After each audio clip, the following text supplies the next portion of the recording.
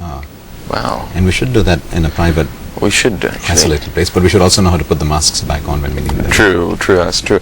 But I mean, a lot of people, especially, I mean, I do keep coming back to the fact that, especially in Asia, a lot of people have trouble, opening. I mean, it's a cultural thing, Yes, really. it is. People don't really sort of let their, it's always, if I'm feeling something, I should keep it in, Yes, that's and right. And what I did, because we're from a local Asian family, Right. so we had difficulty also trying to open communication channels. When I began to realize that much of the problem is just that we don't talk, so small things build up.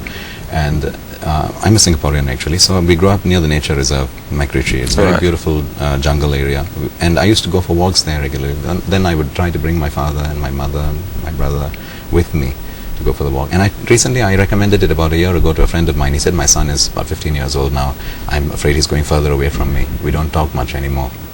So I told him, I said, once a week, just take your son for a walk. He said, but I don't know what to talk with. He said, don't talk, just keep doing the walk thing, and eventually he'll become your friend. He'll open up to you. And after a few weeks, it did. wow. And later they started playing golf together. God. Gosh. So I mean, that actually, I mean, when you run your sort of, I can put it to you this way. If you think most of us, who is your best friend? He's the guy whom you spent maybe 5 years together in the same classroom because you were together, and it's all the free time in between the periods that you are together. So therefore, your relationship grew, and you had a few knocks, but you mended it, and then True. it became stronger. right. But here we don't make time for that. So one little knock, and that's the end of the relationship because there was Yeah. no commitment to it in the first place. Yeah. So what we say, and if you go through the slideshow, it says, don't enter into relationships whimsically.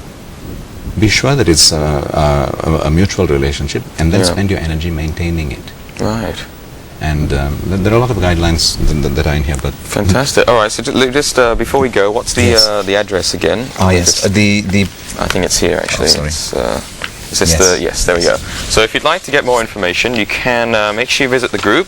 It's, the group's homepage. It's www.yahoogroups.com/group/anger MGT. It's anger MGT. I don't know if we can. Anyway, and we'll put it up in the supers the later on. public lecture. We'll be doing a free public lecture presenting this entire presentation on the first Monday of every month, starting on the 4th of July. That will be at the Safety Driving School opposite Asia Jaya LRT station. Okay, so that's the first Monday of every month. So when's the next one actually On coming the up? 4th of July. The 4th of July. 8 p.m. to 10 p.m. PM to 10 p.m.